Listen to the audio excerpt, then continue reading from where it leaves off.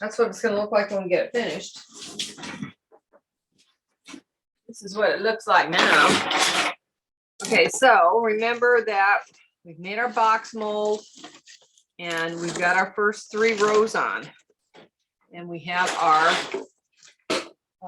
mold on there with some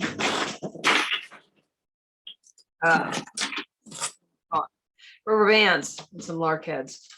So what we're going to do now is go ahead and get another piece, and you want this damp, but you don't want it soft and wet. So that's a good thing too, because you don't want it to bleed on those stakes.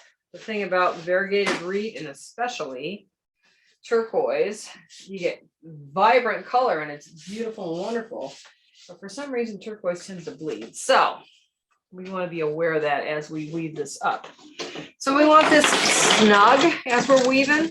And we also want to, like, this is the last point that I started. Oops, let's see. You want to stagger your starts.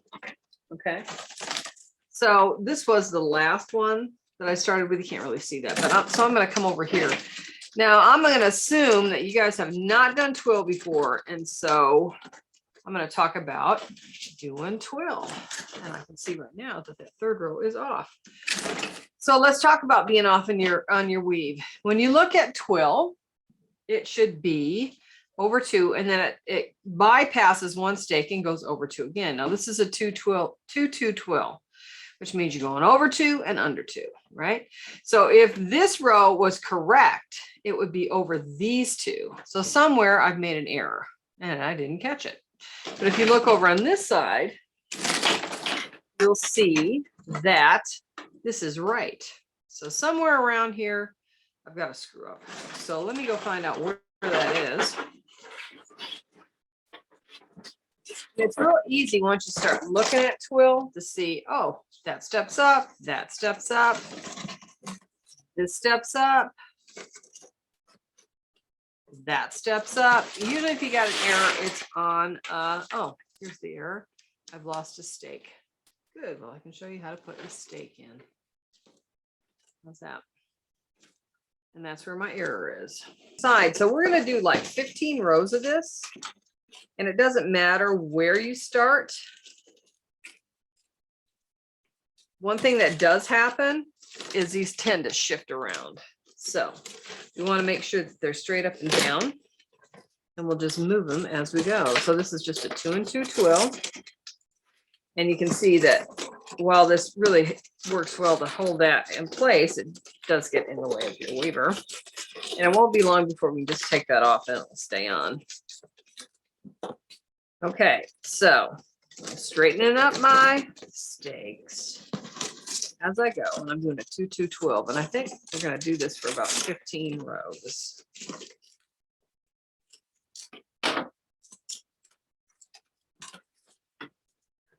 And so that I don't have to go back and say, where did I screw up? I'm going to look quick. Oh, look, I got stair steps. Got stair steps there.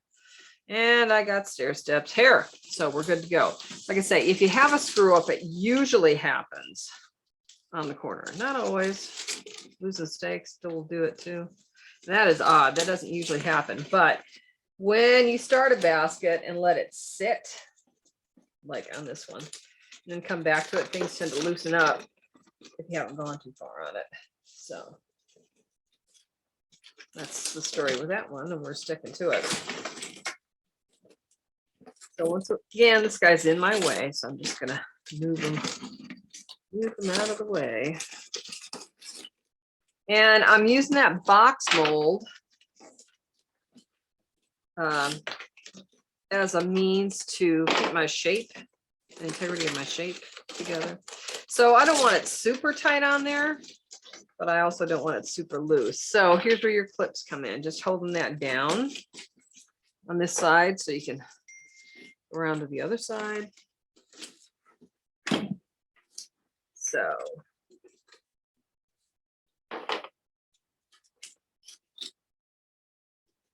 here we go. Once again, I'm keeping them straight. And then when I come around here, so this is start and stop. And I'm going over under 2 here. It's a start and stop. And so because it's in 2s, I don't want the beginning or the ending to show. So I'm over 2 here, and then I'm going to continue over to that next set. Usually it would be 4 stakes, but because you're going 2 and 2, you kind of count them as 1. So that way this beginning doesn't show, and I'll just overlap here, and the ending doesn't show either. Okay. And it's easier just to put a clip on there to hold it. Now, you know, when it's wet, you got a little bit of grab, so you don't have to worry about clipping it as much. But if you walk away from it and let it dry, yeah, then it starts getting swirly on you. So I'm shifting it over again and getting myself another weaver. Just talk to you guys through the process here. So once again, even though it's natural, I'm going to take a minute and put it through. I think I've got a paper towel there, but you know, if you've got a rag that you use for wiping your reed, that's a good idea. So anytime you're doing twill, you need to look at where you're starting the twill. Okay, so I need to be 1 over. This is over 2, right? And so I need to be over the last one of these 2 and picking up a new one.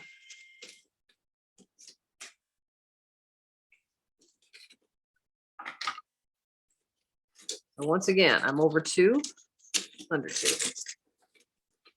And I'm going to get this guy out of my way again. Over 2, under 2. Shift him back over here. Is this a pain? Yes. Over 2, under 2. But it helps keep it on there. Now see how that slipped on me? If I want to make sure that that doesn't slip, then I should flip it. That way you're not doing it twice. And once again, I'm going to check this to make sure that I got all my stair steps going right. Stair step going up, stair step going up, stair step going up. So be careful on your short sides, because that's usually where you have, if there's an error, that's kind of a common place for it to happen. And I'm going to go back and walk those up and tighten that up. Make sure these guys are staying where they need to.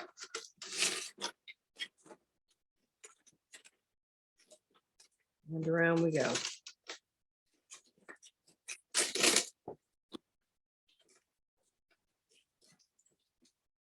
See how I gave that a little tug? Tug like that. Not a big tug, just a little tug. And what that does is that keeps that snug on the mold. It's a lot easier to weave on a mold than to worry about your shape. So let's just take a minute and walk these guys up again. Walking them up. Walking these guys up, make sure it's nice and tight. And I can see once again that I'm stair stepping up the ladder. Okay. And that side's good too. So far, so good. See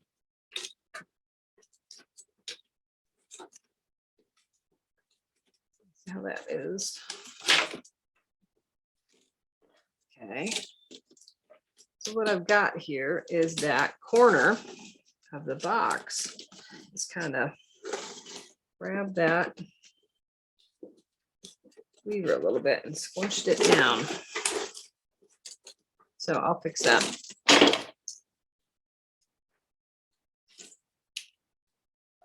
Later, I think I'm gonna take it off the box. It's giving me a hole. I don't like the way that looks. Or busted it. I think it's just bent over. So what I'm going to do is I'm going to put a little bit of water on that. Get that to relax and see if I can't pull that up. So we'll check on that in a minute when we come back around. So let's see if we did it right. Over 2, under 2. It's all sorts of errors you're finding on my basket, and that's good. That way you learn how to fix them. So here's where we started. We're overlapping. 1. There's a problem, isn't it? This is, what is this? This is over 2. That should be under 2. There we go. So, and you could bring this over to the second one, but it's not a big deal since you're going to overlap it anyways. So I'm over here, under here. I'm going to take it over to 4 sets of the 2 and cover it up.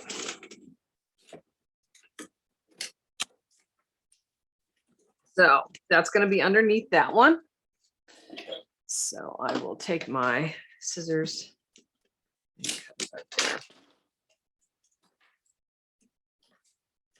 Oh, it's easier to clip that and keep going. And then as you come around, you just adjust. So I'm going to flip this side again and I'll look and see, okay, where did you start this one? It's over here. So this time I'm going to start it on this side. Okay, so there's a couple different ways you can do this. You can walk it up one by one.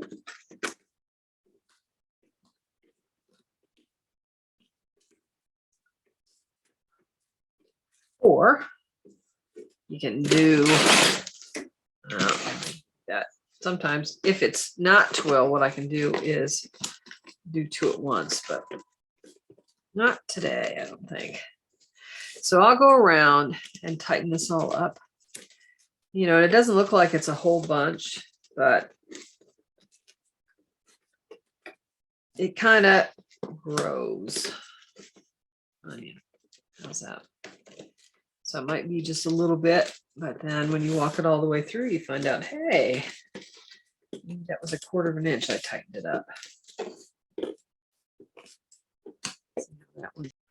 Okay, so I've gotten my 3/16 wet and I've made sure that I wiped it. Okay, so you don't want to get a bunch of dye on your basket. And like I said, this space dye, because it's got turquoise in it, I'm going to wipe it twice. Tends to bleed more than I would like. Great color, just bleeds a little bit more than I'd like. So we're going to continue that same 2-2 twill, just with a different size. And I think we do 1, 2, 3, 4, 6 rows of this. And then we're going to finish it off with a false rim and cut and tuck. And that will be it for today. Tomorrow then we'll start with our fancy rim.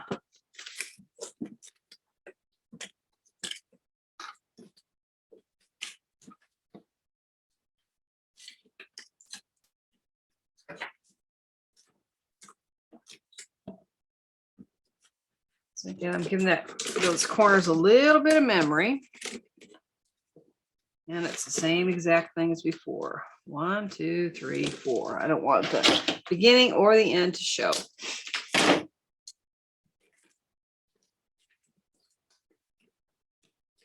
I can help it.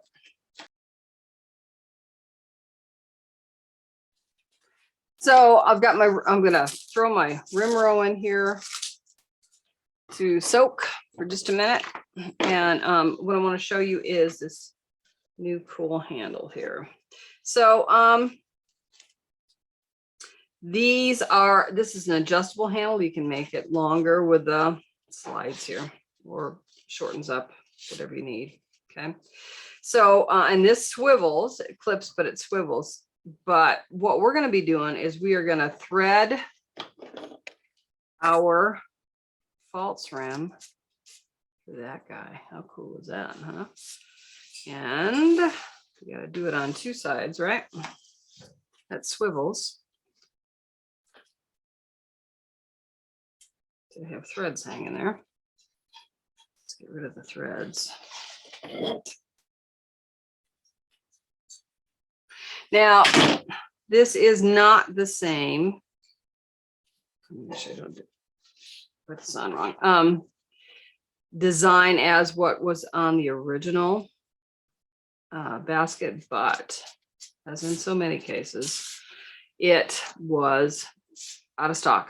So I went over and made sure that on the ends, I can go over on the sides of each one of these, and that way I can get rid of that one. It's not a big deal to be cut flush. I want the security of having one on each side of this bent over. Other than that, I just did a 2 and 2, regardless of what this row is. That worked better. Okay, so I'm gonna, and I did the same thing on this end because I want that tab on the center dyed stake. Okay. So I'm going to back this up and see where it would have started. And I'll go over it. So the easiest way is to thread them on when you come to that end and then make that adjustment. Because a fall trim, all it's doing is giving you the ability to cut and tuck. So it's not critical. It gets covered up anyways. And in this case, it enables you to put the tabs on here for the handle. Okay. So now I'm going to make sure that I'm tightened up as much as I can by walking these guys up.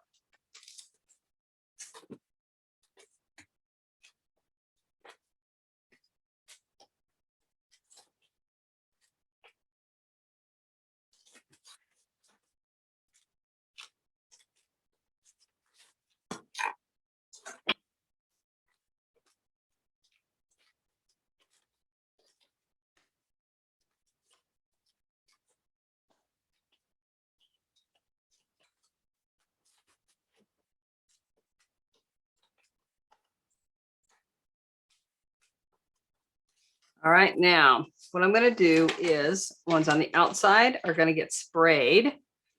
Ones on the inside are going to get cut flush. Watch your spray. And usually what I do when I'm cutting and tucking is I come back here with my scissors and I cut so that that's below this. If you're worried about that popping, then just put a clip on it. So usually what I do is I go through first and cut these guys in the back.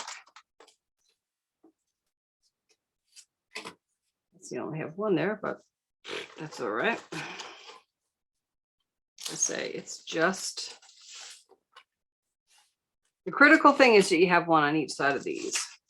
So whatever you have to do to fudge factor it so that that works, basically. It doesn't show, it's not critical.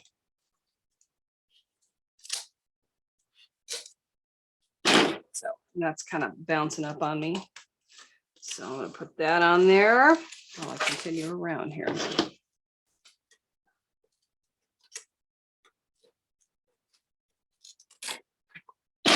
Same thing here. I'm going to clip that.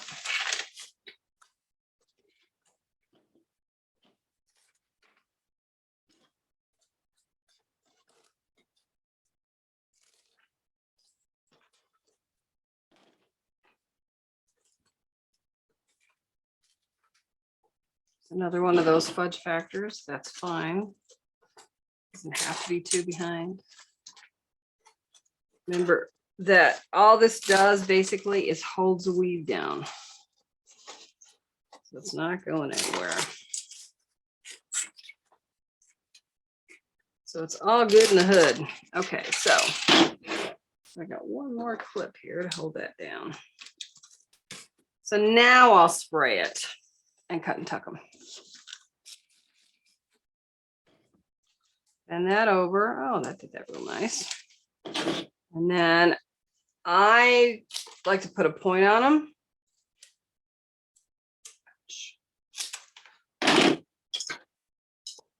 And then I will come on the inside. I don't go through this stuff here. That's just a pain. Why bother? I will bring it down through this bigger stuff and push it through.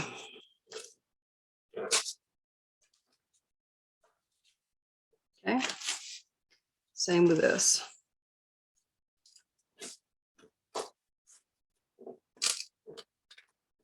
Remember, these don't have to be super long. All they have to do is hold it. So I come back here and do these two. And I don't want them to bleed. So be careful with them. Doesn't hurt to watch your hands. They're not getting a bunch of dye on them.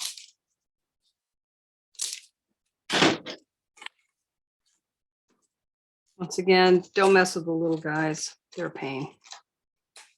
Just come down here to the larger one. And thread it through.